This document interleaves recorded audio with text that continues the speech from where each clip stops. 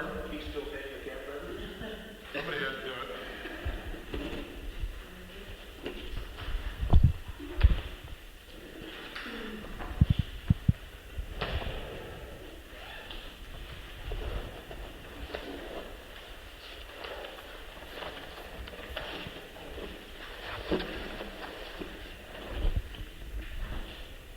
First of all, I'd like to say thank you to most of the public with us. Thank you for your patience this evening. As board chair, I'd like to call this meeting to order.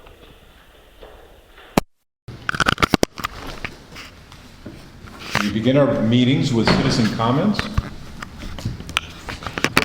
Yes, sir. I'd like to make a citizen comment. Would you introduce yourself, please? My name is Christopher Gibbons. I live at 1025 Seward, and I came here a year ago, a year and a half ago. And I asked you, the board, to support a better ice rink. And boy, did you deliver. So I wanted to come and make public comment for the record how impressed I am and what a nice job you did at improving the ice rink at Ridgeville. And Brian and his staff were fabulous. So the liner worked. It was we had the best ice in Evanston, I know, because I pay attention to this stuff. And the hut and the manning of it and everything else was great. So keep up the good work. It was much appreciated this winter, and I only think it's going to grow when people learn we have good ice here. So perfect type of thing for you guys to be doing. I think we should get 2 big metal shovels and not rely on the small ones that skaters can clean up the ice themselves. It's something that doesn't seem like a big deal, but will be helpful. But that is my only request. You guys really did a great job. So wanted to go on the record and say that. Keep up the good work, and it's much appreciated for us residents. Thank you, Chris. You're welcome. You recommend any kind of protection around there for skaters? I don't know if it's necessary, but some people put bales of hay around the edge. Do you think it's safe? Like, hedge goes. Let's see. Yeah, I think it's safe as it is. I don't know. You could do. I've seen bales of hay. I mean, everything's a trade-off. Yeah. Pat and I were talking. You could try and orient it the other way to level it out, maybe a little more, but and that might help with the people who play hockey. But I don't know. I thought it was safe. I thought it was well done, and there's a certain risk to ice skating inherent in the activity. Thank you very much. Thank you. Thank you. I'd say we had Chris actually helped us. He volunteered a lot of time, and other people did too, including Pat, and other people's help setting up. So it was a team effort, and it worked, and it was fun. We had probably 6 weeks of skating, which is highly unusual. It was really fabulous, and people are more than willing to help. That is not a problem, and it's a nice community thing. And if I may, I'll add one more comment on the community. I really like the program you have going with the garden. That too is a really enriching thing to do in the community. So keep that up too. Thanks. Thanks, Chris. Okay, thank you much. Bye. Have a good night. Any other citizen comments? Very good. Let's move on to an approval of minutes for the May 12th, 2016 meeting. Move to approve them? I would comment that I think we need a correction to the amount on motion number 6. Can we have a second? Do we? Second. Thank you.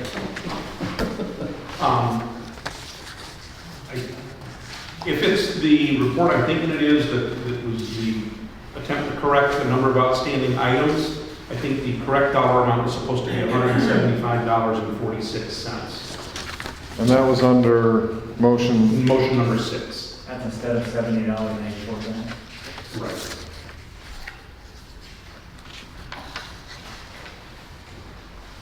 Was how much? $175.46. I'm fine with that. All in favor of this revision? Aye. Aye.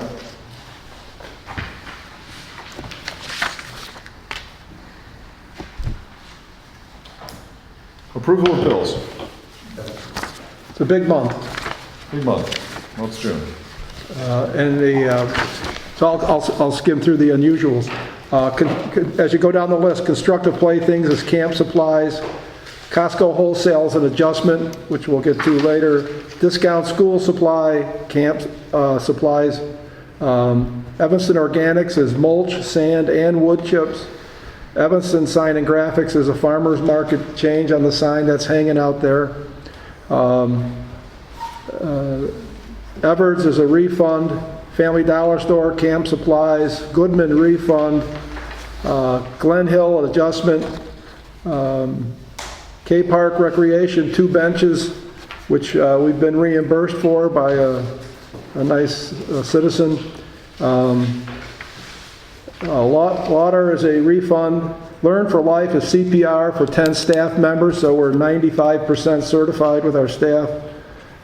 Carrie Lindquist reimbursement for the copy room for a variety of things, including that handout.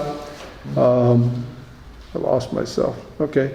MDF fountains is our parts for the Brummel fountain, and we bought extra for the rest of the Park District. Manoni and McCogney is baseball dirt we put at Elks in the bases and at Cayman West. O'Reilly is a refund, Office Max, office supplies. Pinnell Andrews is 2 things. Part of the baseball diamond sod, and we redid the door out back. Yes, you did. Sam's Club is a variety of things, mostly snacks and office supplies. Standard plumbing, faucet change for the men's bathroom upstairs. Stop payment charges on some of the adjustments. And Megan Suter's another adjustment. The Taylor's is a refund. Post office is a certified letter we sent out. Value remodeling, big one, that's painting the basement, which is done. Van Moorhing is a refund, and that's it. I move to accept the bills for June 9, 2016, in the amount of $30,218.28. Second. All in favor? Aye. Petty cash. Petty cash, a little smaller. Little. Anton's Greenhouse, flowers for a variety of the parks. City of Evanston is a water permit. Illinois State Police is 4 background checks. Piccolo Theater is the Custer Street Fair fee. Sam's Club is paper products for the building. I move that we accept petty cash for $431.29. All in favor? Aye. Aye.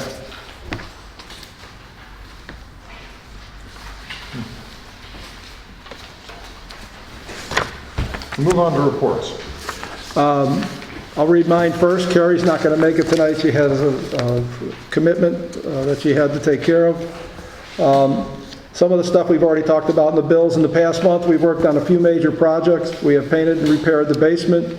We rebuilt the Elks Park baseball diamond. It's 99% done. It is sodded and ready to go. In the very near future, we will repair the low overhang of the roof, which is right out here on the south side. If you look at it from the conference room, it's in dire need of new shingles. And that will be done before July 1st for $1,300. It'll come out of building improvements. Camps began on June 6th, going very, very well, very, very busy. Carrie did a great job hiring new counselors over all. The camp is running very, very well. T-ball, we had our opening night clinic on June 6th. Anna's also been very busy in the office, been a trooper, helping out wherever we needed her. I will host a neighborhood meeting along with Alderman Rainey on June 15th at 7 p.m. at the police outpost to discuss the Brummel Park CDBG request. We have 3 renderings by 3 different companies to show the neighbors. You're seeing those tonight. I have them available there, and we'll discuss that a little bit later. Brian, question? Thank you for the basement renovation. Thanks. Could you clarify, did that mean that it's a firewall down there now on the ceiling instead of the wood? Is it drywall? Yeah, it's not wood. It's either plastic or drywall, and they joint compounded shut. Okay, Yeah. thank you. Thank you.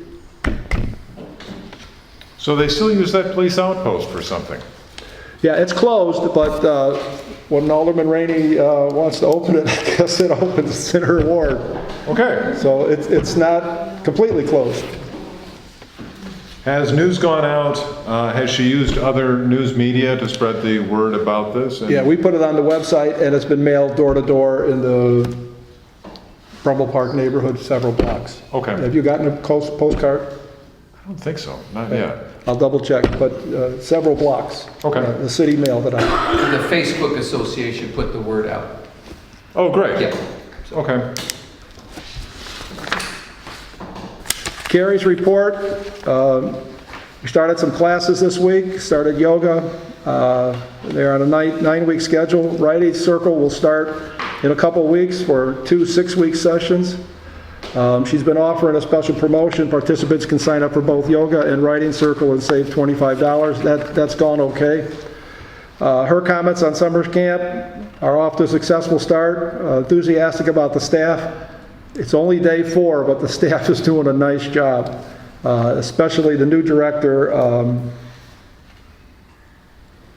Her name will come to me in a minute. Jamie. We've been assembling supplies, organizing themes and activities for the summer. Also working on the library to encourage reading throughout the summer, which they will be a part of our summer camp reading program. Concert series, summer event posters are now printed. There's one hanging there. Postcards are right here. She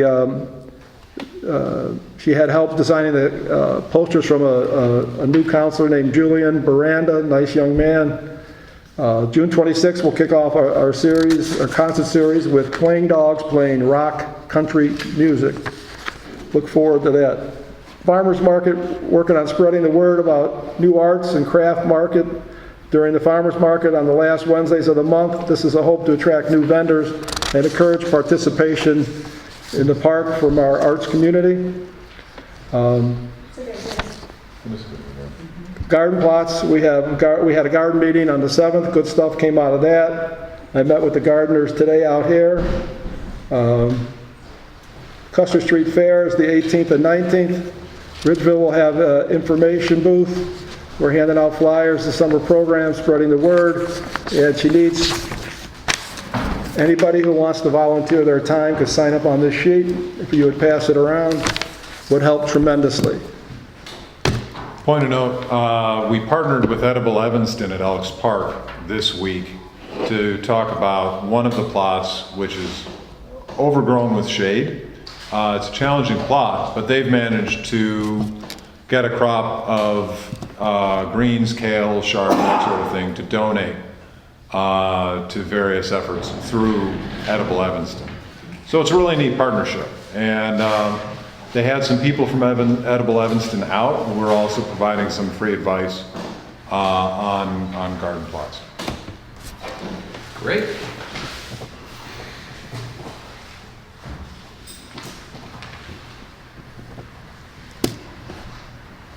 That's it. Jerry's next. Jerry, if you would, please. In your packets, you should have 5 reports from me. First one I'd like to talk about is the corporate monthly bills detail. It's really the adjustments motion that we passed last month and corrected in the minutes earlier. There's yet another complication with it.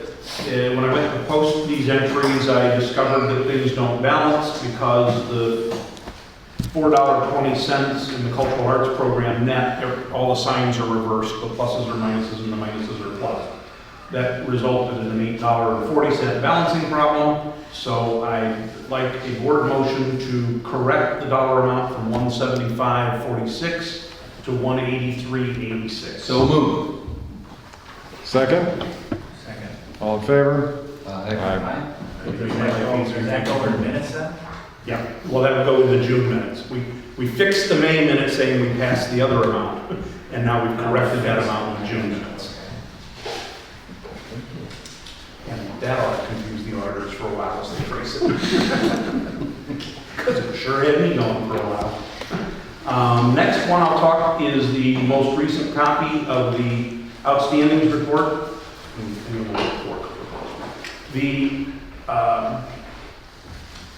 A lot of work's been done in the last month to get this cleaned up for year end.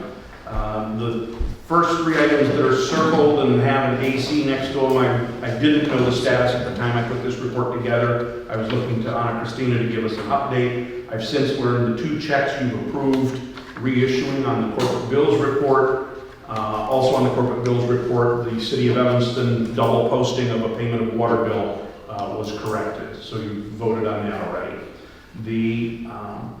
I'll skip over the one that says no A for a minute and go down to the other one circled with AC next to Anna Christina. Those are people that have lost their payroll checks or had one issue or another with them, and I think all 3 of those are reissued in the corporate bills tonight or through the payroll system, one or the other. Is this corporate monthly bills detail? I'm missing my Yes. circles. Okay. Well, not this sheet that I'm showing you here. This is, no, wait, I'm sorry, I'm confused. Corporate monthly bills details. Yeah, right. So would you like that motion now? No, there's no motion to do. You've already approved the corporate bills and it had these. So write-off one? The write-off, I'll go back to the $29.60. We've had this sitting around since November. You moved from this one to this one, is that what? Yeah, I've been on this, Okay. I'm sorry, I've been on the outstandings going down. Mike threw me for a second because, as I said, that some of the corrections were on the corporate bills you approved. You took me over that report for a moment, but we're on this one. $29.60, it says note A. That's an outstanding bank card item that's been on our report since November of 2014. It's most likely, these would happen from time to time, it's most likely a processing error where it got double posted and put on the bills twice or didn't get on one time and it should have or whatever. But the point is it's been lingering. Anna Christina hasn't been able to figure out where the problem is, what it is. I think we've spent enough time and effort and money on it, given the dollar amount, let's just write it off and get it off the book. So I would entertain a motion to write off the $29.60. So move. Second. All in favor? Aye. Does that mean we send a check by that amount to the state? No, it's all in our own account. Just our booking, Yeah. okay. And that's why it's lingering and outstanding, is because our books don't balance because something's wrong in there. So,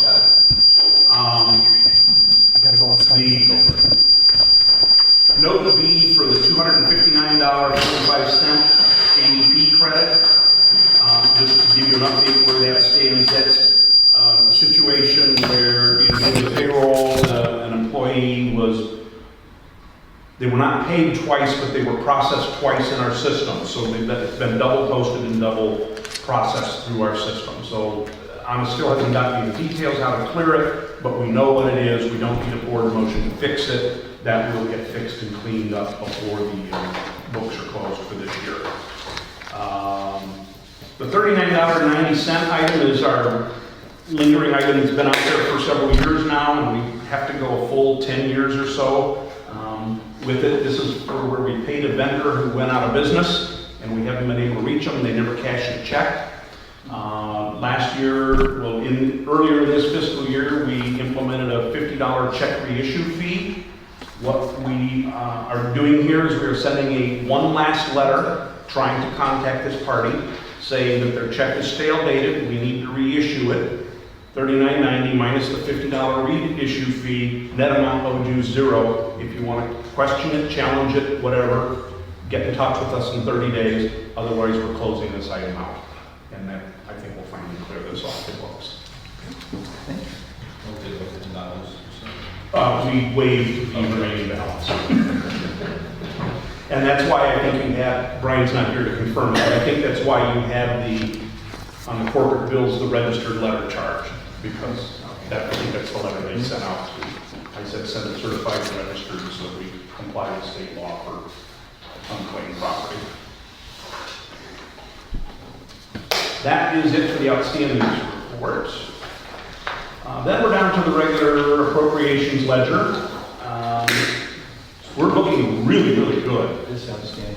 That's on his work paper, I don't even know what that is. She's trying to keep track of what she's doing. I don't see that one either. The appropriations ledger is looking really, really good, folks.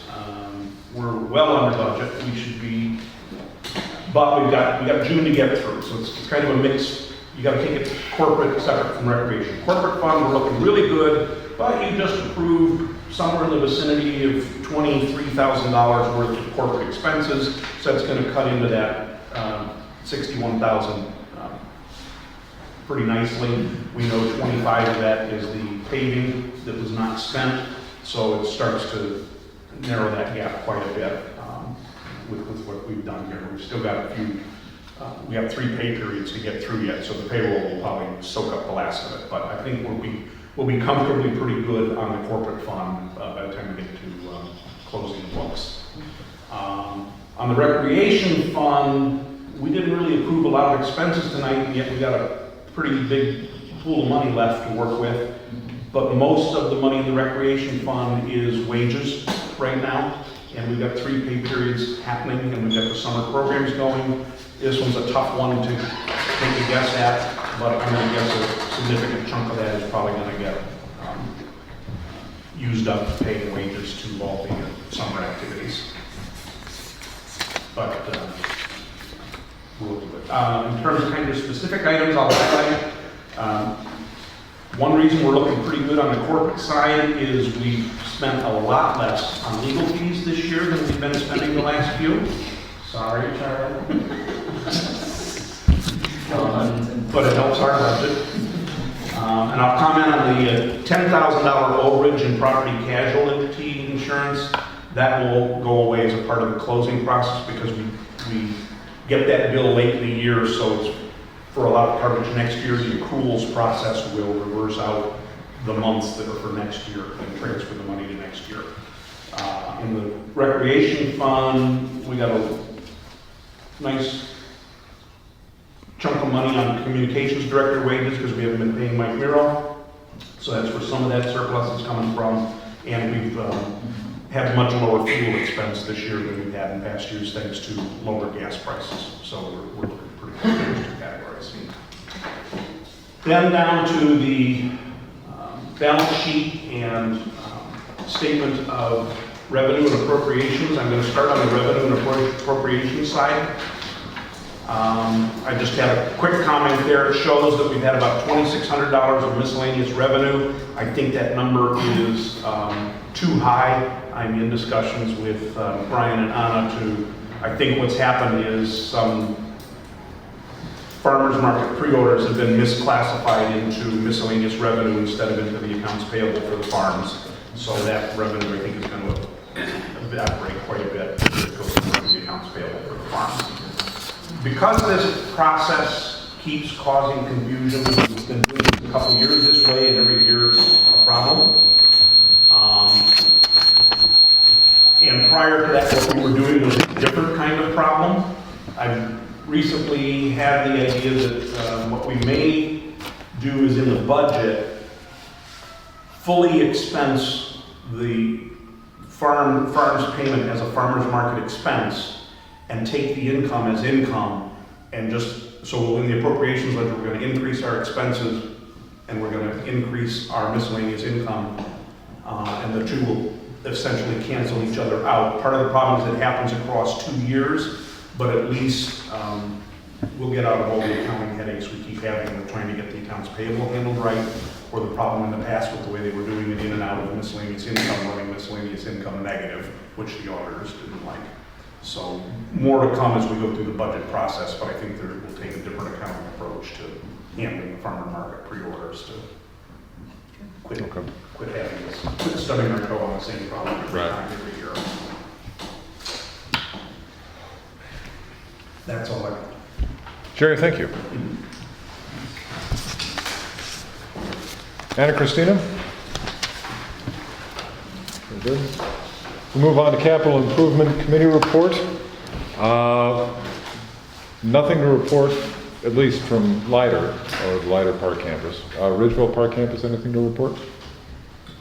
No.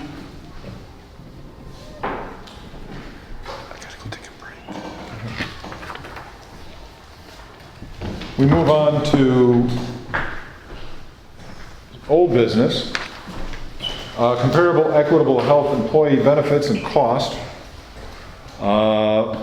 This is something we've had under review. We started by looking at benefits among several park districts and focused on insurance and health insurance.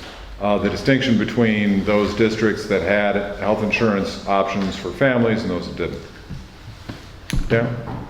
Yeah, so simply what's driving this discussion for me is I'm asking the question, would the board consider coming up with a policy of equity when it comes to health insurance benefits to our full-time employees? So what I discovered in our research was that 100% of our peers do have an equitable health benefit insurance, but each park district has a different package, a different company, different costs associated with that. So it kind of depends on what kind of insurance company really they offer. But what was consistent was everybody had equitable policy. And by equitable, you mean? The same benefit was offered to all the full-time employees. And in the park districts I looked at, they all offered family insurance to every employee. So Not by every- equitable, you mean they offered to cover family, they offered to cover individuals, and then it was to the employee in question. Employee had a choice, but they all got the same choice. I guess that's what the equity is. They all I got see. the same choice. And what size were these districts? Are similar to ours. Like No, half a not. million? For $20 million. Which districts were they in particular? That's our budget. You know, Northbrook is $20 million. So is that, If is you- that right, if- Bill? Can we identify the park districts? Those were the park districts. I sent everyone an email. I think Anna, you sent it to everybody. And those were the 3 that I passed out 2 months ago. So it's the same group. I can't right off the bat think of the names of them, but the point was is those were the names that Brian had given to me to Right. look at that were similar size to ours. And I looked into that and found out from them, they were very cooperative. And they all said, yeah, we give 100% equity basically to the employees, but they differed on the cost. That would be the next step if our board decided we wanted to go that route to figure out, well, what would it cost, to do that here. And weren't you supposed to look at those costs? Pardon? Weren't you supposed to look at those costs?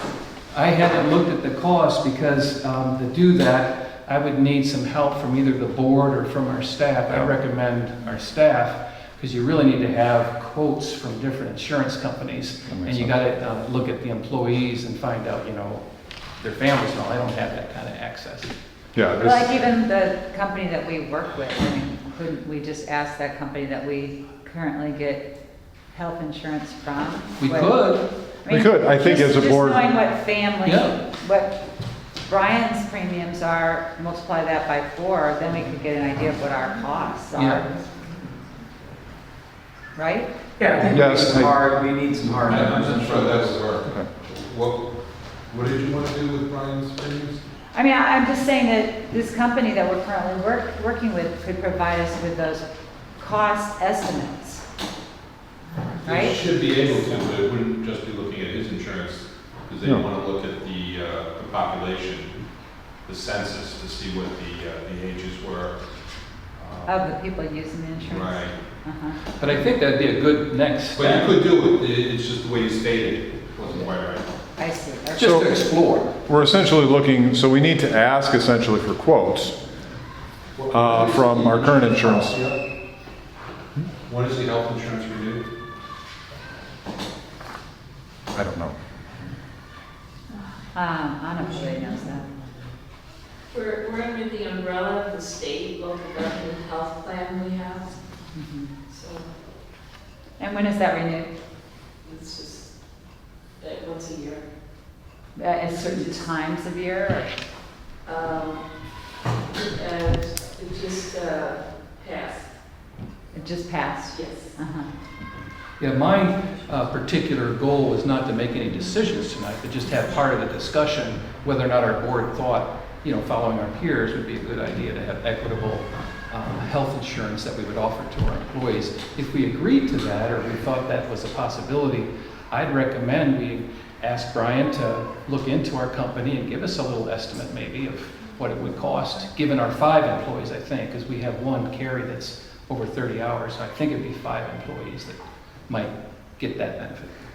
Well, I think we had this discussion before, and part of it was that, I thought it might be cost prohibitive to do something like this, and so I thought that your next step was to get some more costs, so we have kind of a ballpark figure of what we're talking about. When we discussed it last month, we had asked that he simply forward the relative costs among the park districts reviewed, and he did that by email. He, as a commissioner, wouldn't have necessarily the authority to ask for quotes for the district. At this point, he's asking, do we want to collect quotes, begin collecting quotes? And that sounds like the logical next step, starting with the company we currently use. And the second thing, I also heard last month's discussion, a question of the legality of it, and that's why I reached out to our legal folks just to see if there is any law out there. And if I understood correctly, there's a good chance that we're fine legally wise, the way we're currently doing it. So the question I was asked is whether there's a violation of the laws against discrimination, and you have to treat similarly situated employees the same. The director can be treated differently than the supervisors, who can be treated differently than the lower employees.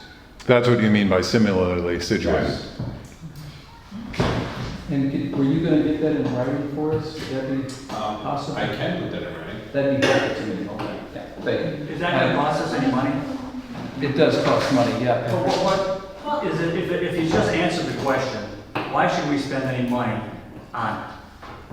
You've answered the question, right? Patrick, what I'd like to do is, I'd like to protect our district and have a good legal sound advice. The question I had asked was, is our current policy following the laws of the land, not knowing, I'm not an attorney, what those laws are? Our expert advice has just answered that question for us. Yeah. Sounds like we have an answer. Could we get it in writing? Do we need it in writing? I would like it in writing. Because? Yes. A paragraph, to have it on our record. If you can demonstrate threat or risk, we'd be happy to entertain that. Let's look at it again next month. Can't have it in writing. If you would please bring us risk, we'd be happy to entertain it.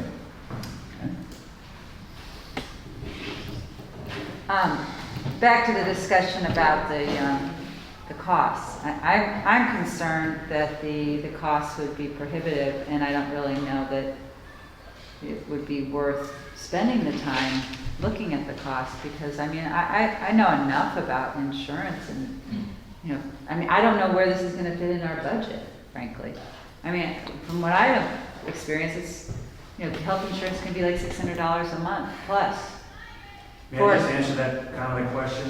Right now, we pay $25,000 for Brian's, we pay $10,000 for Ana Cristina's, and we pay $10,000 for Marcos, and we pay $10,000 for Ruben. So if you had the same amount of money that we spend for Brian's, it would be $45,000. We actually don't know that. Cost would be $45,000. If we had We the don't. same, according to what we're paying now, so it would be $45,000. The point is, we may accrue additional savings because we're asking for our entire crew and not just a single individual. There may be additional savings to that. We don't know. For that reason, it would be helpful to get quotes. All I'm saying is I don't see where this is going to fit in next year's budget.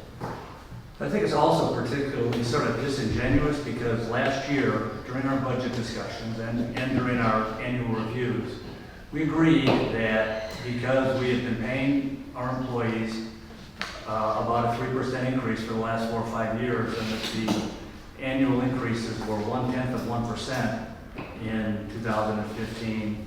I think it was 1.6% in 2014.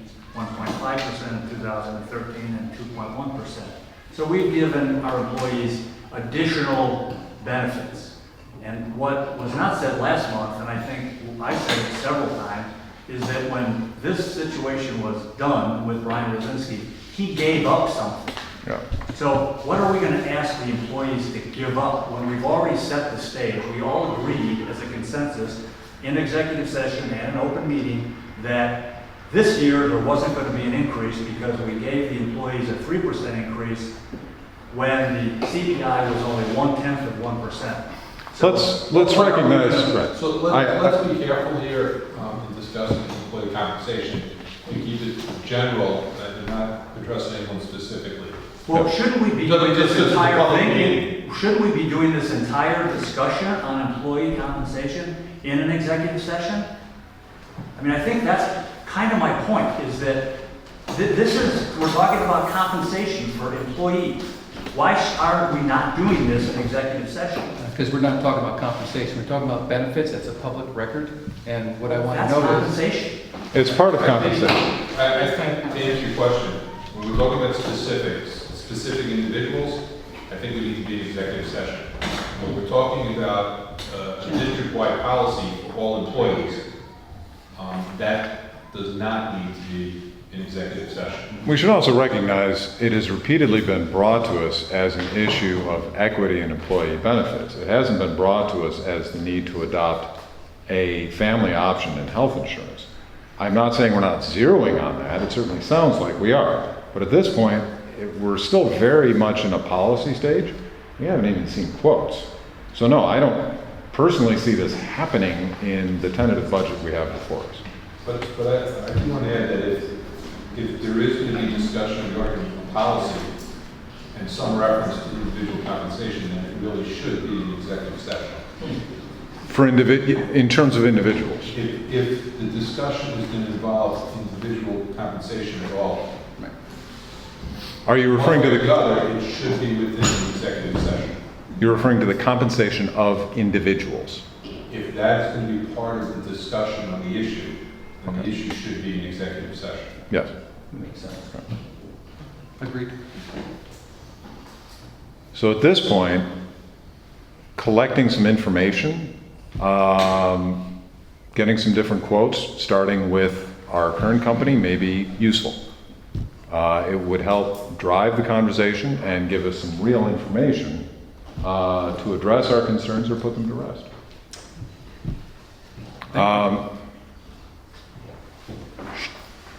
I'm sorry, Rita, go ahead. Just for the minute, so I'm just trying to figure this out. So who's going to get the information, the quotes from the companies? I think that would be Brian. So you're going to ask Brian to do that? Mhm. Okay. Okay. Thank you. From different companies, the one company you have now as well as some others? Yes. Okay.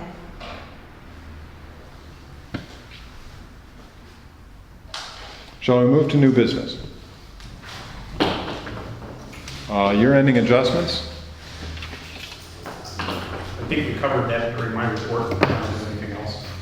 Okay, sounds good. Are there points to be made regarding the tentative budget? I think we sort of discussed some of that here. We also need to recognize this is the tentative budget.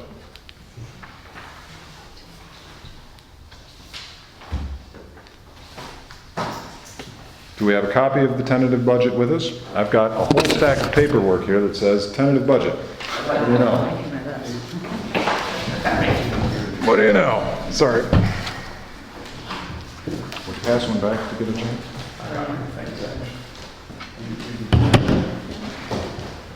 The one passed out in May is Thank you. undated as far as at the top, although at the bottom it says 5/5/16. The one from tonight, he handwrote at the top 6/9/16, but it's also in the footnote on the bottom. What is?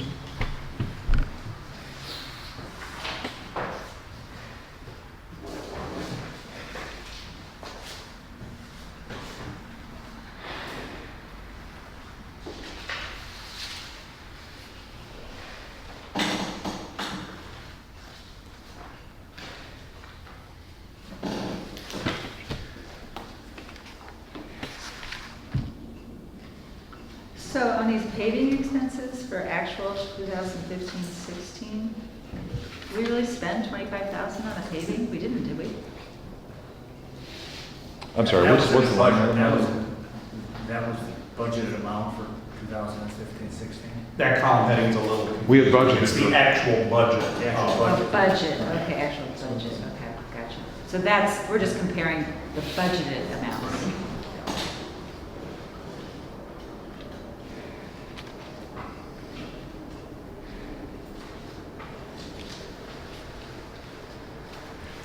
If you look at the calendar at the front of your folders to remind you what the schedule is, it's last year's calendar, but the dates are within a day or two of the dates last year. So we've got the refinement of tentative budget tonight. There's a finalized tentative budget coming up in July's meeting, and the public hearing comes up in September, and the approval of the final budget in September. So the association expense and conference, that goes up $300. What, is that just for the IFPD. IAPD, just one conference, is 7,800? Did we actually spend that much last year?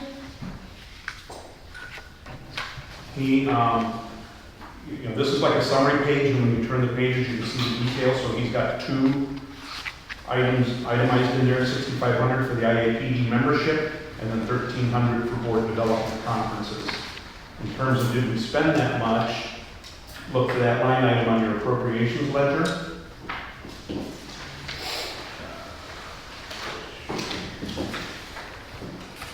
CA 21, we've spent so far 5,720. Okay, so that might be a little high. I think maybe we should lower that figure, just if we're trying to find funds for other things. You got the line item number? What we typically do is after the,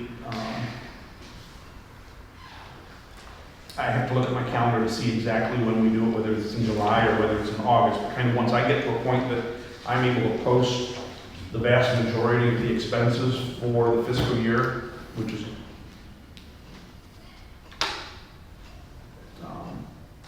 a big chunk of them gets done as a result of the bills that you posted tonight, past tonight, but the bank statements don't come until the early part of July. So by next July's board meeting, I'll have it substantially posted, but you might have some more bills that filter in, and that's the part I can't remember whether we have. There's a meeting that I typically have with Brian where we then sit down with the appropriations ledger and go line by line against the budget and compare how does this compare to what we actually spent? Do we need to raise any category? Can we lower any category? So Okay. we would pick that up at that point. I Okay. believe last year's was a public meeting when we did that, because there Because were more we than didn't- 2 commissioners wanted to be a part of that. Yeah.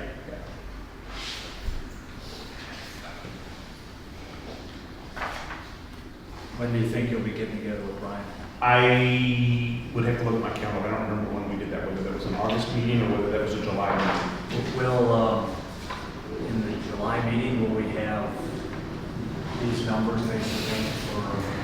You'll have them without the accruals, and you have a pretty big chunk of the July bills that gets posted back into June because they're for expense, the check was cut in July, but the expense occurred in June. So my mind tells me it's after that, but maybe before the August. We have some more of those in the August meeting, but that amount is typically a pretty small amount. So my memory tells me, I think we're going to do that between the July and August board meetings, that meeting. So I think we can talk about it at next month's board meeting. I'll let you know what that date's going to be. If we want to do this before the weekend, we can. We had talked about the improvements at Brummel and adding to that amount, so I wondered where that comes in. Yeah, where does that show up? Building improvement? What do you mean adding to it? Adding to the 85,000 or adding some Well- capital to offset if we don't get 85,000? I don't know if there's Exactly. any capital projects in this budget at this point. There's no capital for this. Yeah, I'd like to see some capital project's budget, because I think we're gonna go over on that probably. Yeah. Or we'll want to, so maybe, could we go as high as like 20,000 on that? Recreation funds.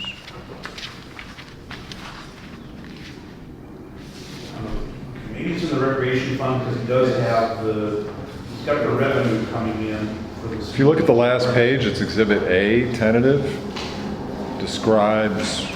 seems to describe all of our And funds. he does on the recreation budget summary page, the last line item is the Rommel Play Circuit for There you go. 85,000. Right. There it is. And he had that wash, with the CDBG grant coming in to offset it. Yes, what I'd like to see is an additional amount for that in case the CBDG is not that high. Just, isn't that? Yeah, I think we just get that in there when you're doing the number. Well, yeah. What, I think that would show I up think it's a once. good idea. Do you have an amount in mind you want to? Like 20,000? Okay. So you want to budget 105,000 for Rommel? Yeah. I just think that, we need some play in there. A cushion. Mhm.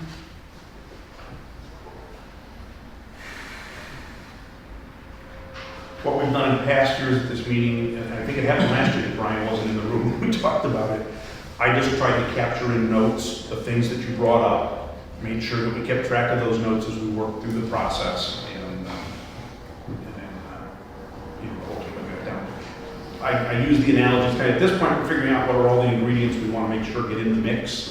We're going to start baking the cake. As we get into August and September, the cake is done, so it's good to get these thoughts on the table for discussion now. And at least in this tentative budget, we're looking to add an additional 20,000. That's a lot of money. Say that again, Mike? We're looking to add $20,000. What if we get 65,000? That's a possibility. At this point, we get your thoughts and expenses on the table. We haven't tried yet to balance it to the revenue side of the equation. I mean, yes, that's what Exhibit A is doing on the back, but we haven't really tweaked or fine-tuned that in any way at this point.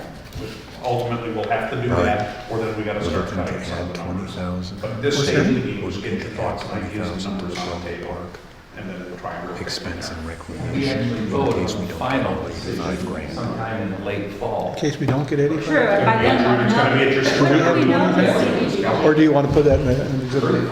We're putting that. Well, by law, it has to be by the end of the first quarter. So if we don't spend 20,000 on that, can we save it, can we roll it over? What was that question? If we didn't spend that 20,000, can we roll that over to the next year? Or do we have to spend it next year?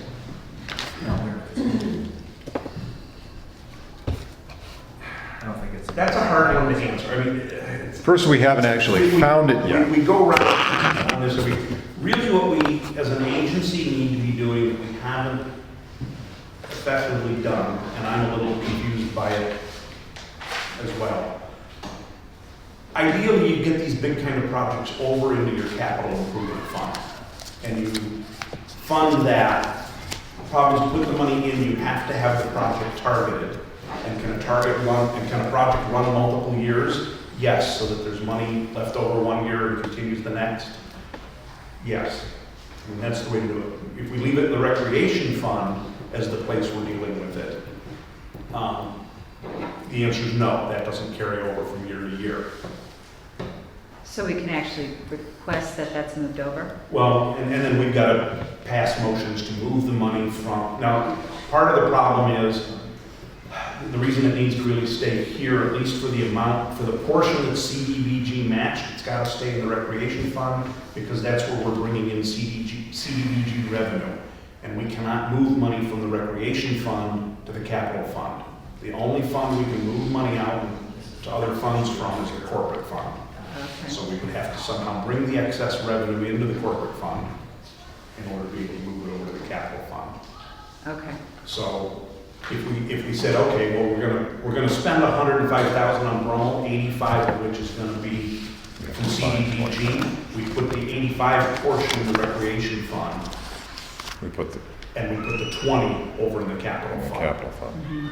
Okay.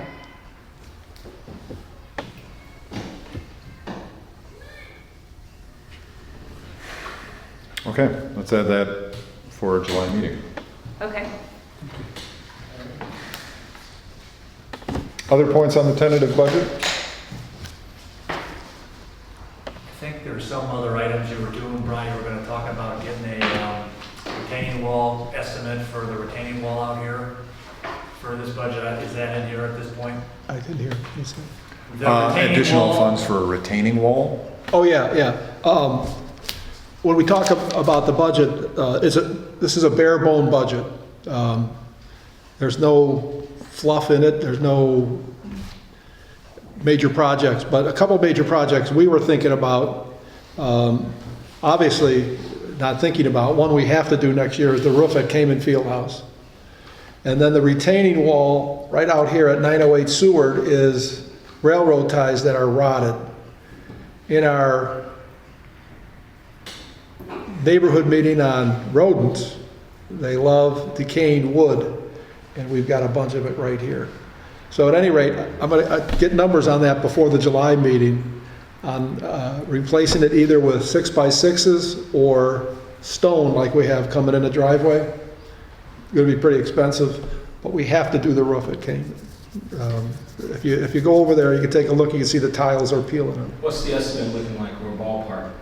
For the what? For a Cayman roof? I don't know, it's a flat, small roof, I don't know. Could be $5,000, could be $7,000, I don't know. And Brian, do we have other retaining walls like the one at Brummel? No, we've replaced them. So Brummel got replaced? Yeah, Brummel is new 6x6s. Okay, This is right out here, okay. along the So sidewalk. this is the only one that we have that Right. needs attention? Right. Okay.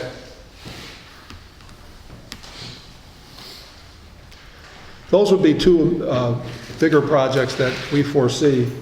Well, you have some numbers perhaps by July. Oh, that we can absolutely. play with. Okay. I'm meeting with a contractor tomorrow, actually.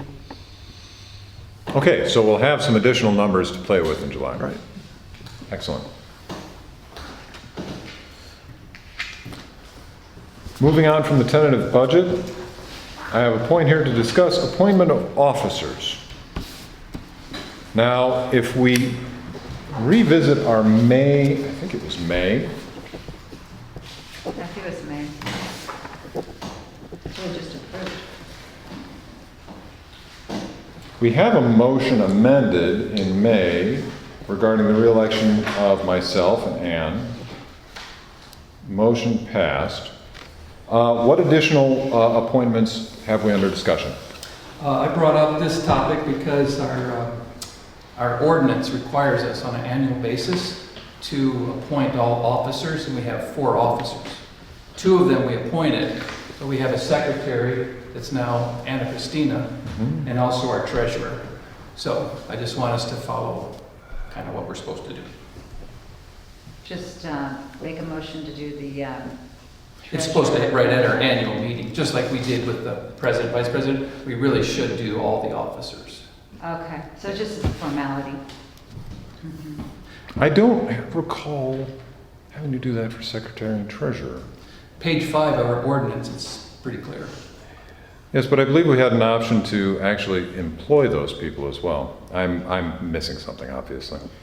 I think you're right, there are boards, there are districts that is one of the board members who's the treasurer and the secretary, and it's an uncompensated position. Right. And then there are districts that choose to designate a non-board member to fill those positions and pay them compensation. We have a somewhat nuanced arrangement regarding. I don't have a copy of the ordinance, I don't know how it reads, but maybe that's what the ordinance is drawing. Well, we also have our ordinance and we have our best practices that help distinguish that. But it doesn't hurt it. Well, it's actually the ordinance, so we have to. It's the ordinance, yeah.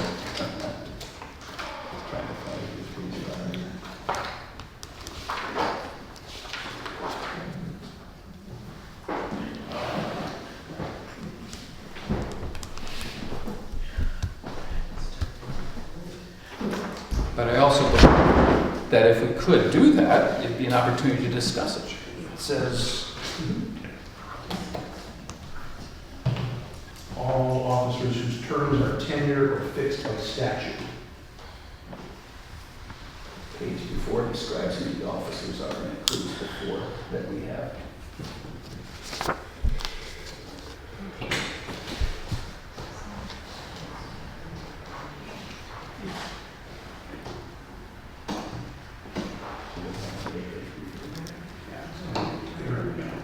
Board shall elect a president, vice president, and appoint a secretary and treasurer.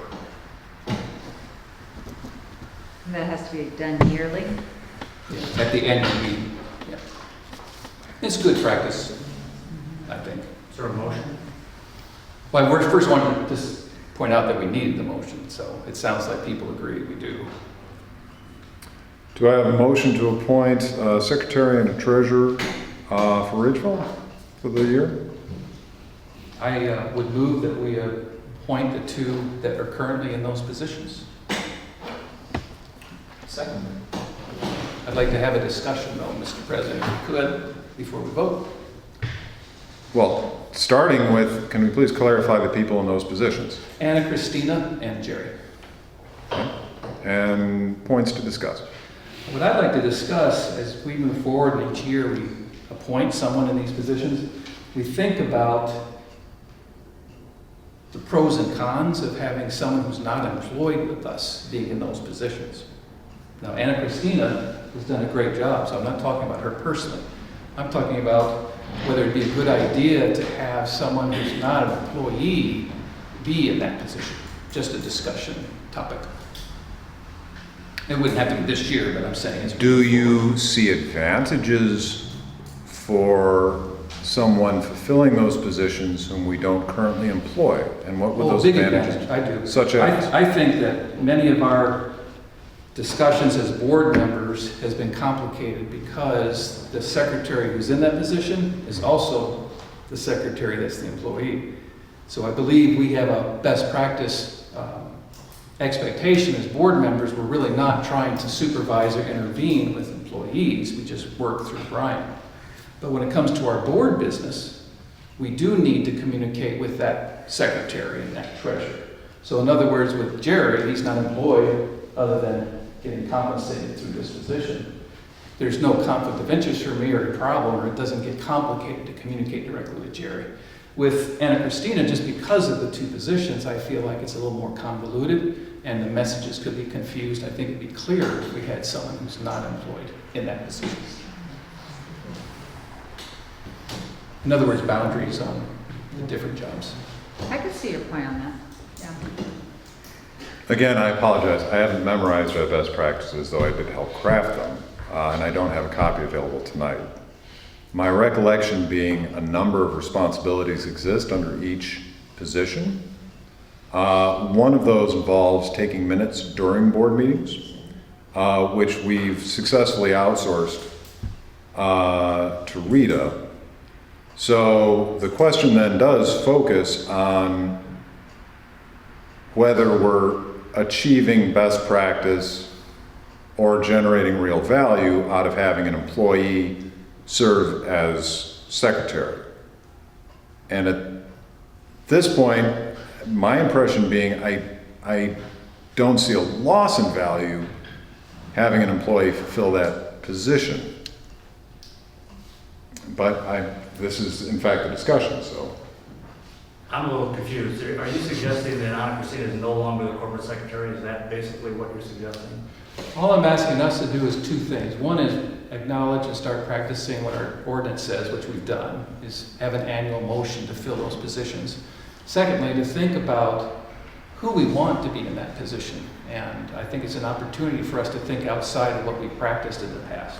My experience has been the last couple of years, it's a bit complicated because of the 2 roles that the current board secretary plays.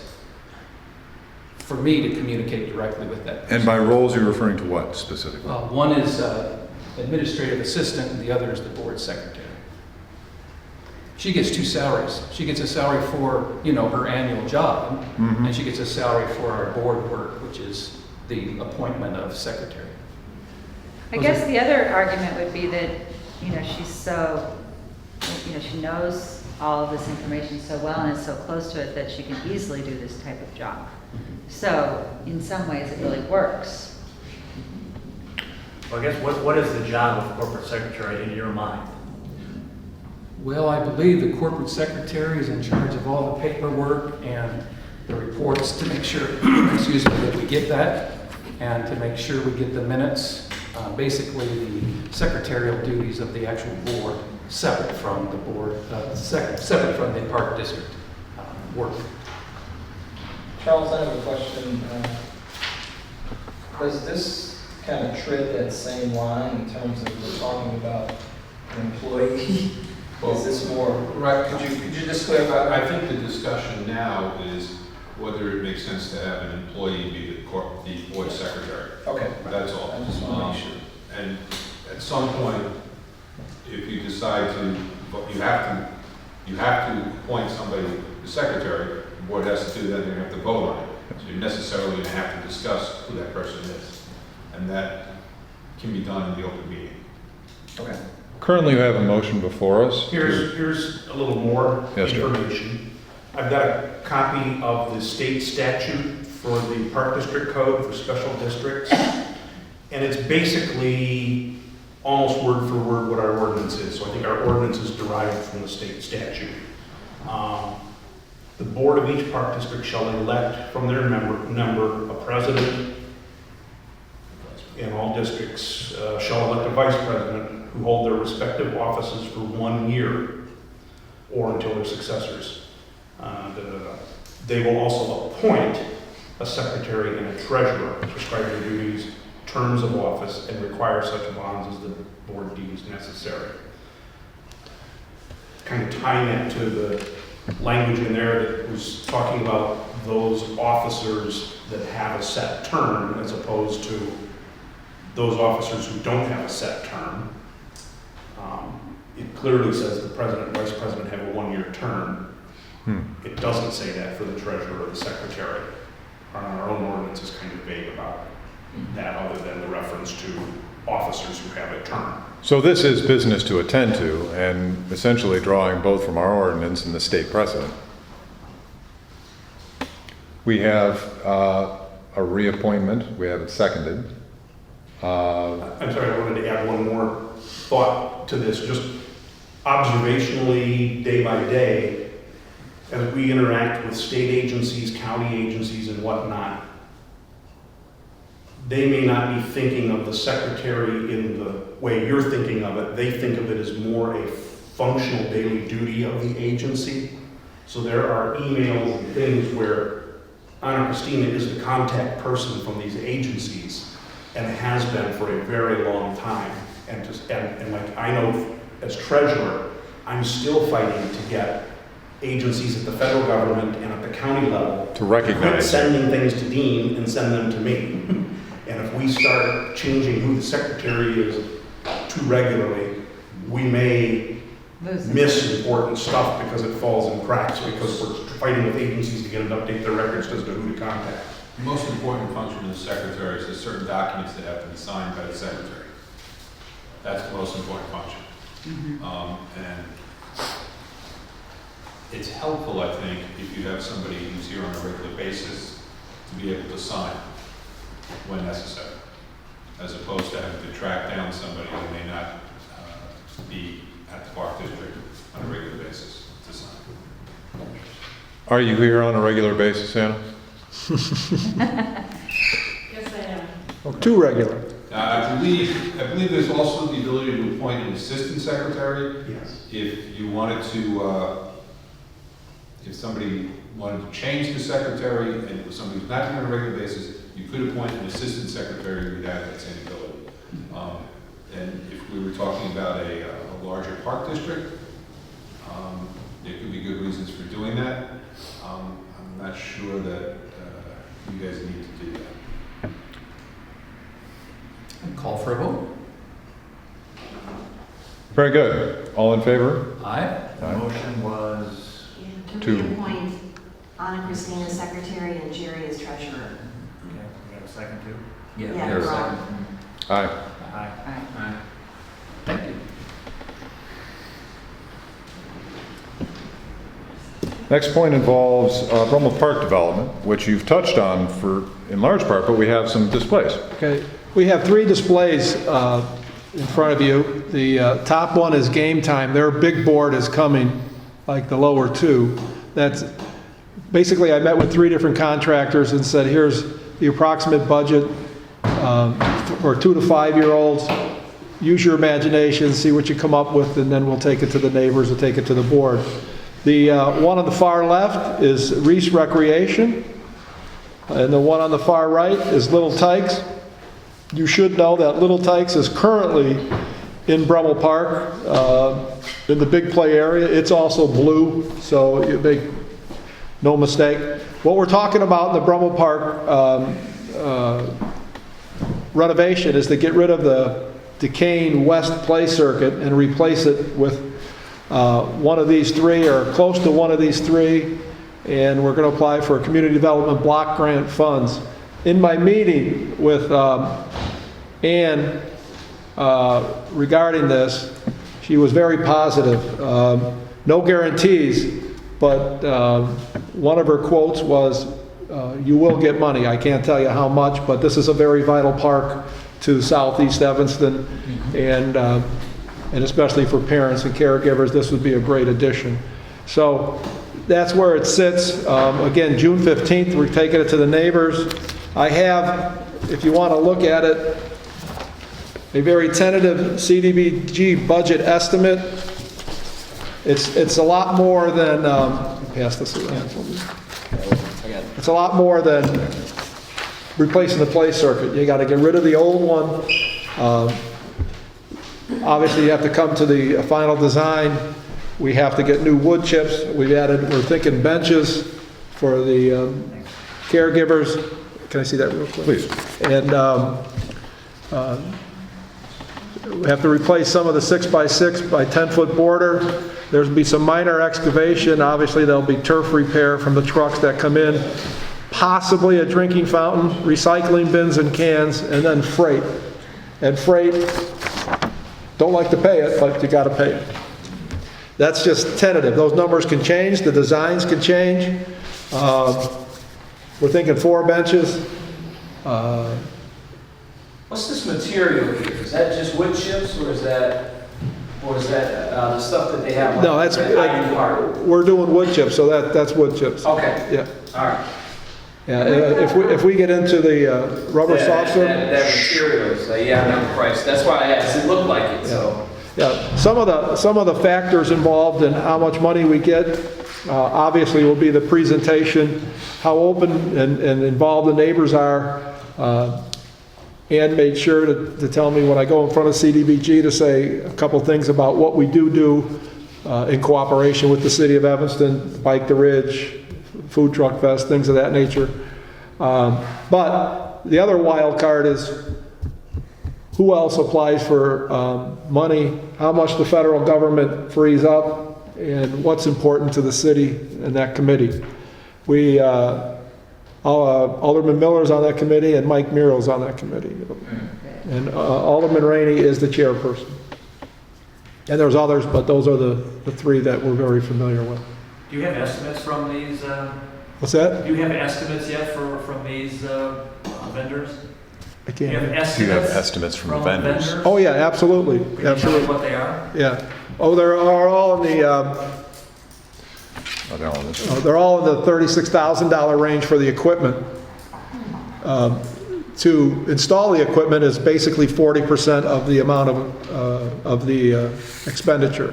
That's the rule of thumb. So we've got $36,500 for play circuit equipment and an additional $20,000 for the installation. Right. Okay.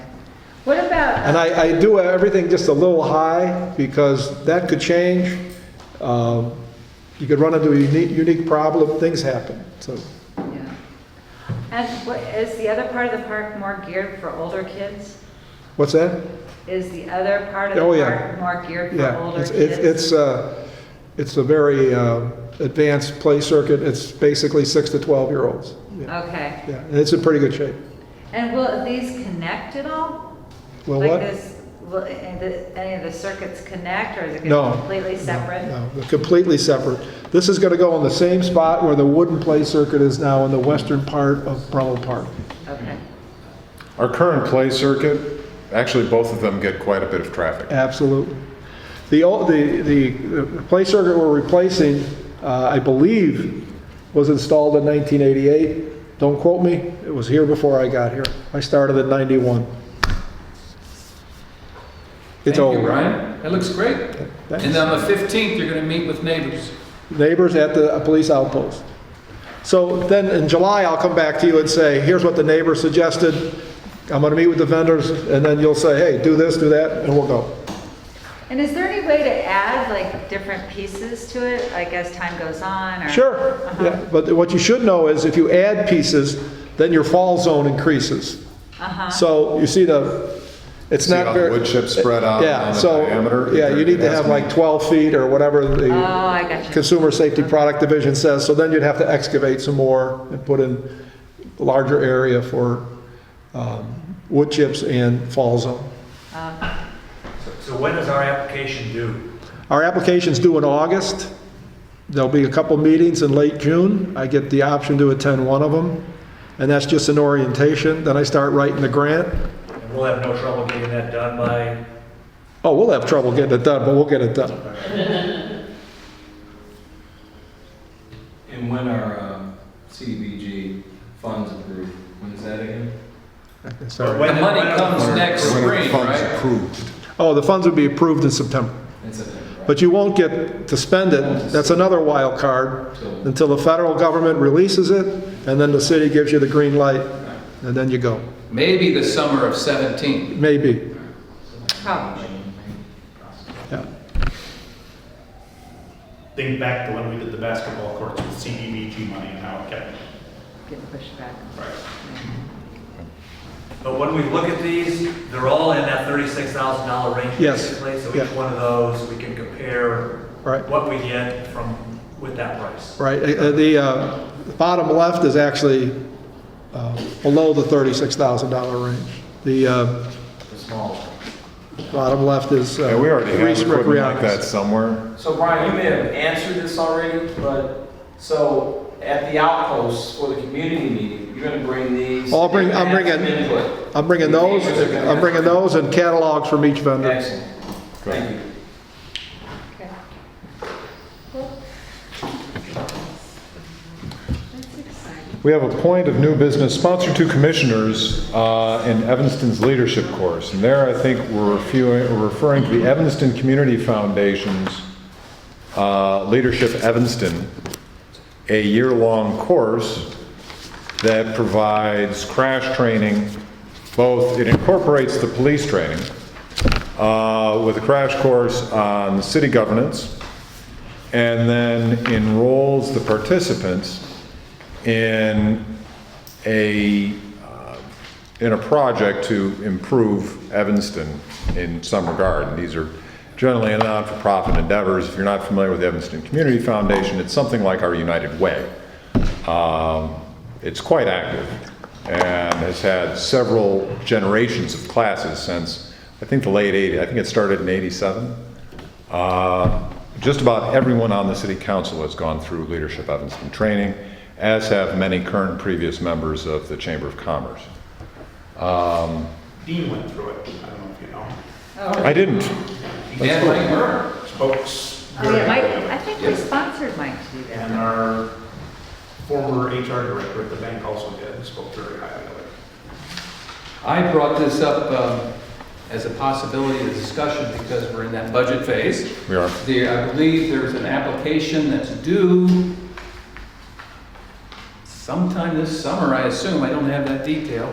August 4th. Thank you. Due by August 4th. So we would need to probably have, if the board's open to having a discussion about it and a motion, we could do that next month and still make the application deadline, it sounds like.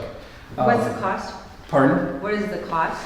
It is $1,500 per student. And there's a pretty high bar of accountability. If you become a student, if you join this group, you have to attend. And there's a day a month, the whole day during business day, 8 to 5, you have to be there. And then they meet beyond that at other times, and they spell that out in their brochure. So it's a really clear sort of a contract, if you will, with a citizen of Evanston to partner as a cohort, I guess, with this group of, I don't know how many, you know, is it about 20 maybe, 15 or 20? Generally people? somewhere between 15 and 30. Where you really learn and get an in-depth perspective of not only the history of Evanston, but the government, the social service, really how it operates. For me, just looking over the next 5 years or so, I'd love to see all of our commissioners get a chance to go through that at some point. So I was throwing out the idea of sponsoring a couple, and they could report back to us, and if we liked it, maybe another 2 the next year. I'd be happy to attend. It is a time sacrifice. I think it's time well invested. And I have had it on my personal docket for some time. This year, I have more time than previous years. So, and would appreciate the support. Who would be the 2 commissioners that would be going? Well, I don't think I could do it time-wise. I can do it right now. I think it's just something that we need to think about in the budget as well. I mean, it's just another budget item. Right. So, I But mean, Just- and whether or not it's that, 5 of us, maybe 1 person. yeah, maybe, You know, I would maybe one suggest per one. year or something like that, or Yep. you start, not 2, so. Perhaps it would be helpful to know the exact expenditure. It's $1,500. It used to be $1,500. $1,000, I think they went up, so it was a couple of years ago, it was 1,000, so we're right around 1,100, so. You know, while I think it's a good program, I don't feel it's the appropriate role of the Park District to spend taxpayer money on this effort for any commissioner. That would be different for an employee if it had some basis for doing their job better. But, you know, we're elected officials, and I think if you look at the graduation of who's graduated from there, there are few, if any, elected officials that are on the list of people that have attended the leadership. You're not referring to those who have already graduated and have gone on to be the last 4 elected? years. I looked at the last 4 years. Okay. And there was one school board member, but odds are that person probably paid for themselves. But there's no alderman, there's no elected official. We're an elected official.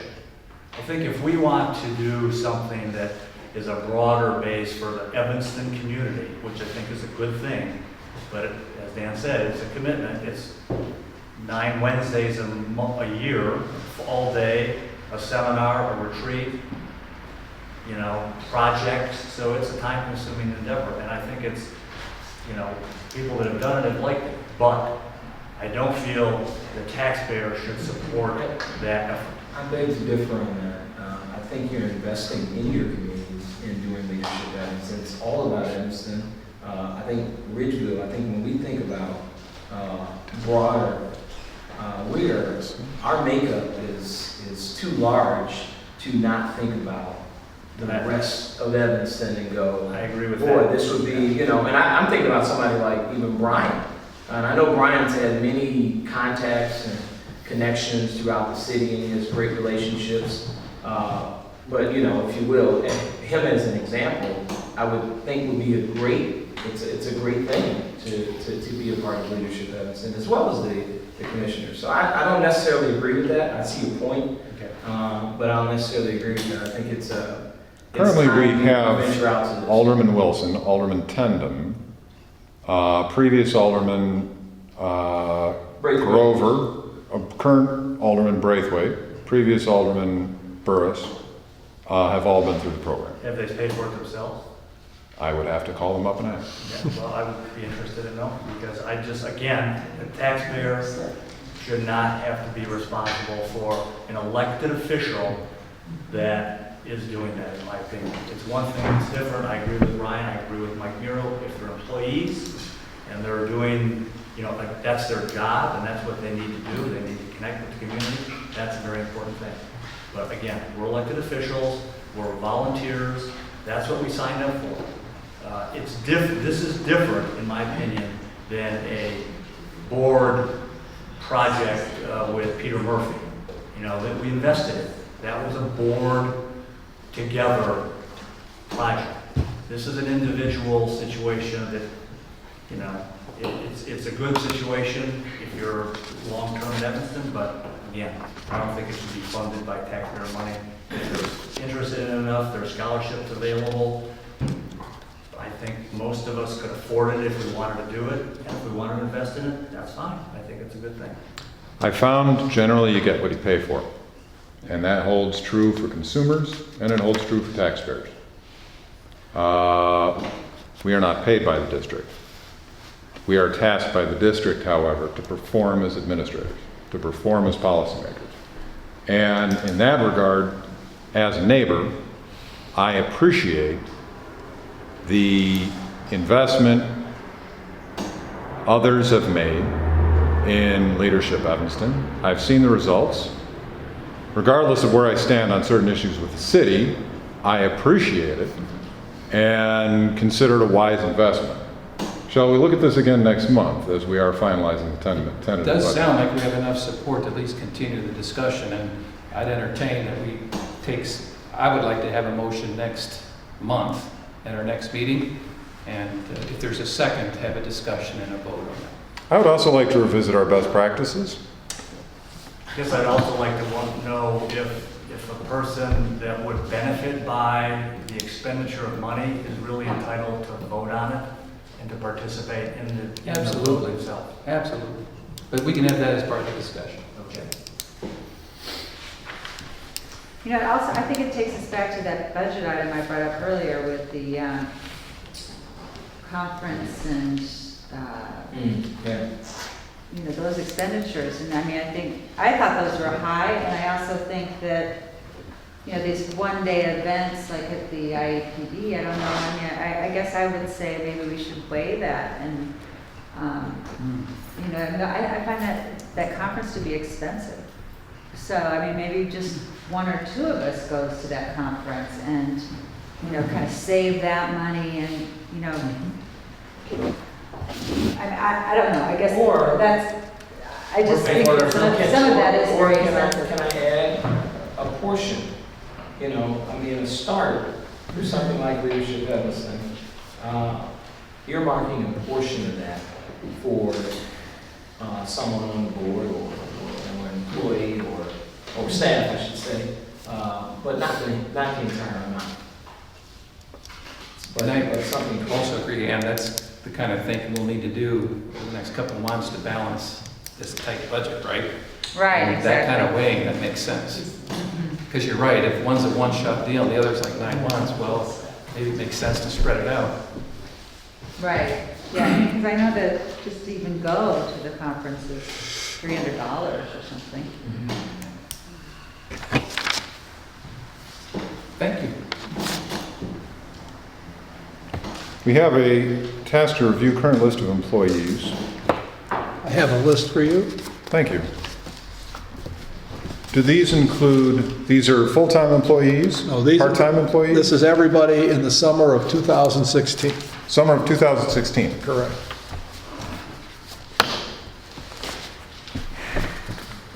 Here, Brian. They didn't want.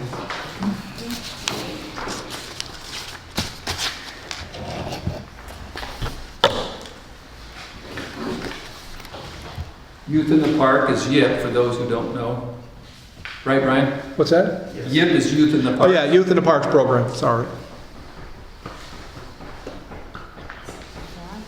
Now, some of these are from the high school, right? Some of the Youth in the Park? Yes. Or Not, both. not all of them, but some of them. Okay.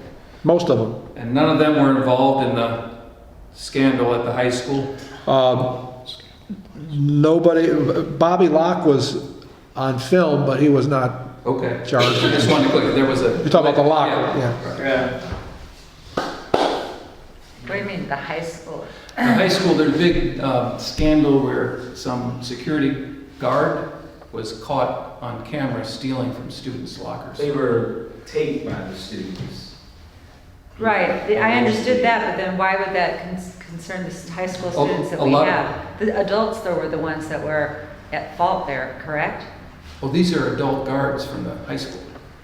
Yeah, the Youth in the Park they program, double for- several people from Evanston High School work in our summer okay, program. gotcha, okay. Yeah. This was in the boys' PE locker room. They have some weird rules where you have to clear lockers, and some kid left his phone filming somebody. But wasn't Bobby Locke involved in that? He was filmed, but he was not charged with anything. He was in the locker, but that was his job. Meaning, if your locker is left unlocked, it needs to be cleared and stored.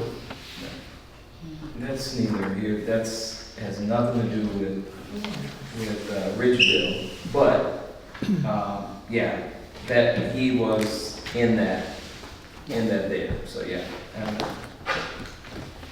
Thanks, Brian.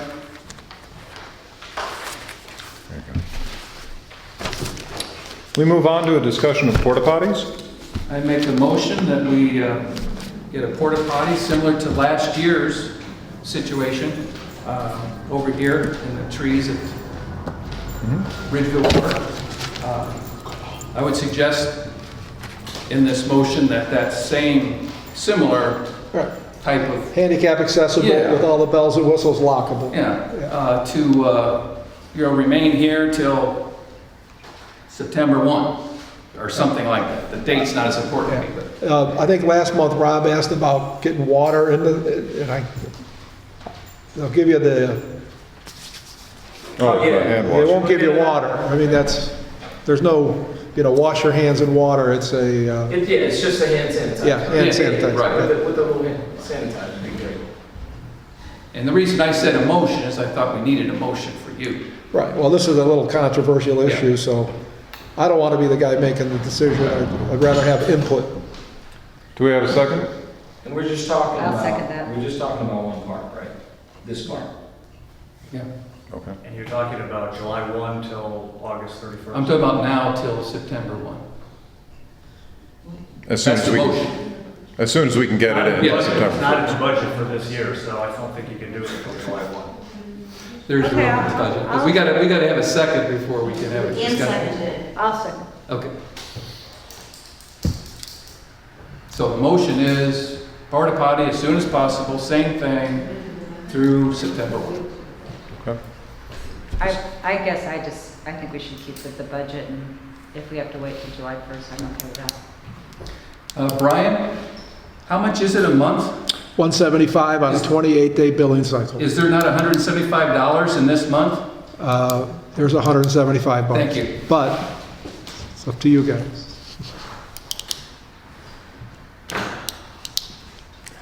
Last year I said we needed to field porta potties to demonstrate a need for public amenities, and I think we did. So for that reason, I would rather not entertain porta potties again, as I think we've made our point. I think we've demonstrated the need. It's now for us to attend more closely how to build public amenities as a lasting service of the parks, and consider that moving forward. Just my 2 cents.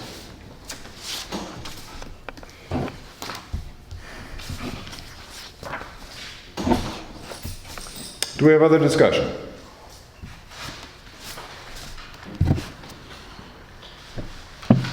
Hearing no further discussion, all in favor of, We may need to call the votes. we might, all in favor of the motion? Well, I was calling for a vote. Each board member has to vote individually. Yes. So, Rob Beatty? Aye. Patrick McCourt? No. Aye. And vote, nay. Aye. Motion passes.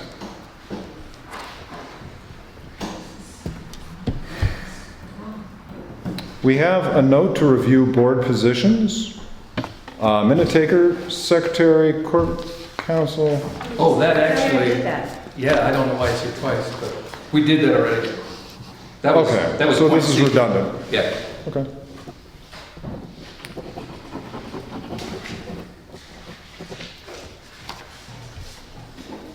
A point may be useful to add for new business. We are exploring options to improve our parks, improve both Ridgeville Park and Leiter Park. It may be useful to get past some of the numbers currently available. And by numbers, I mean some of the preliminary surveys we've taken of people attending our classes. and generate a broader survey, a broader census, to identify opportunities for growing capacity in our parks. And by that I mean specifically improving our property here and improving the property at Leiter Park. So I'd like to bring you next month some quotes in that regard. I don't have them tonight, for generating surveys of Ridgeville residents on how they'd feel about those kinds of improvements. You know, I had Claire, who teaches here, and she, I asked her about the improvements at the Seward campus. And I mean, I just think getting feedback from the people that actually work here and deliver services here is really important.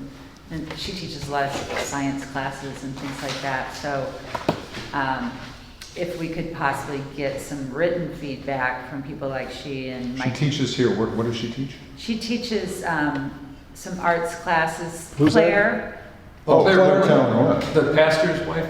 Yeah. She teaches dance too. And she also does some science stuff, doesn't she? Claire? She's the dance person. No. Oh, She's not done it for us. okay. Yeah. Anyway, I just think it's important to get feedback from people like her because she delivers services here and, you know, probably really knows firsthand what we need for certain types of courses. So if there's other teachers here that we could possibly get feedback from, I think that would be important, as well as the residents. That's a really good point. I'm sorry, I'm lost. Is this something you want in the minutes? Something I plan to add for new business next month. Fine. Okay. And just so I understand, that's to spend money on a survey for, It will involve spending money. and this is for Leiter Park, or this is for Ridgeville Park? This part it would be all. Would be both. Okay. Are you familiar with that Survey Monkey? I mean, those are free.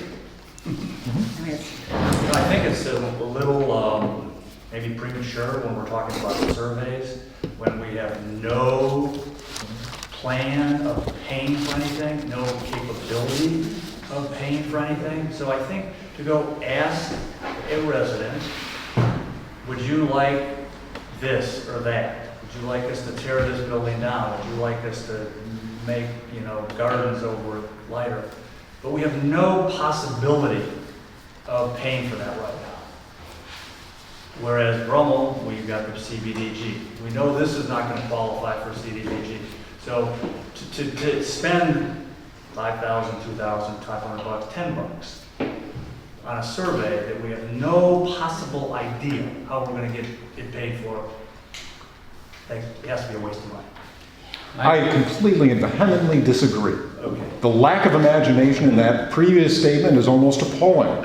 If we don't begin dreaming somewhere, and if we don't actively involve the public in that process, I would say in some cases we're failing our duty as elected officials. I have not put forward an amount, Okay. And it could very well and I have not suggested we're spending anything yet. But if we don't involve people at some point, they will involve themselves, and in ways that Involve we... people. I don't have any problem with that. Great, at all. then let's get to it. Okay. And it could very well be in our discussion next month on this, is that there are some real creative ways, like that monkey, what's it called? Survey Monkey. Survey Monkey, and there's a million ways over the internet now, I think, that you can get input from different constituents. That's really valuable, and it may not be expensive at all, I don't know. There may be. Yeah. We do have an audience. We do have the public who has an opportunity for comment. Anything you'd like to add? Yes. I am really having a hard time. Nice to see you.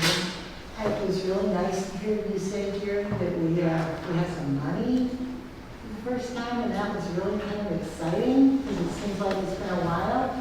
But then I'm sitting here, and you guys are just like throwing money around like nothing. It is really frustrating as a resident, as a taxpayer, to hear Commissioner Coyne say that he doesn't, it's not good enough for him, for a lawyer to say something, so he wants to spend money to have it in writing. That you don't care, that imagination is great, I agree with you, but let's spend money to ask people what they think. And the worst thing that I think I heard was about this leadership course. I think that course sounds fabulous. I'd love to do it. and I may look into doing it. But do I, as a resident, want to support $1,500 for somebody who may be on the Ridgeville board for one term to go do it because they want to do it? I think you're really spending our money irresponsibly. And I find it really frustrating, and I want you to know that. And for you have just said what you said about imagination and all this stuff, let's get this paid for. You know, what are you talking about? Go ask people, talk to people, invite people to the meetings, Mr. Drennan. Make them feel more comfortable about talking at the meeting. You don't have to pay money for surveys to be done. Make the public feel more comfortable about talking at the meeting instead of giving them a few minutes to make comments. Thank you. Thank you. Are you done? I think I would, I was done by saying thank you. I wasn't aware because we have an unlimited comment period at the end of the meeting. Well, you certainly didn't make that clear, but that's okay. It was clear when you attended in previous meetings. No, it wasn't, but okay, I'm done, Mr. Drennan. Just wanted to check. Any other comments? I would just like to kind of add that I also don't think that this leadership course should be provided to the elected officials. If they want to do that, that's great, but I think it's something that is more beneficial somebody whose career involves working in Evanston. Yes, you're as a board member, you are helping and so forth and so on. But given the limited resources of our district, I think that money could be spent better for servicing the rest of the people that use the park. I do have some experience with using SurveyMonkey, and it is kind of free, but you again get what you pay for. Plus, you have to have email addresses, or you have to have people sign up for it online. So if you don't have that information for all the people that you would like to get their input from, it's not going to do you any good. So I would echo what Debbie said, is try to find ways that are less expensive to include people more in the business of what's going on. I mean, maybe at the Ridgeville's going to have a presence at the Custer Street Fair, so there's an opportunity to hand out flyers. They don't cost very much. Solicit people's input. Thank you. Good point. Thanks. Are you done? I'm done, yes. You're done. Any additional points? Very good. I'll second. All in favor? Aye. Yes. I'd like to volunteer at the Custer Street Fair. What's that? I'd like to volunteer at the Custer Street Oh, Fair. okay, great.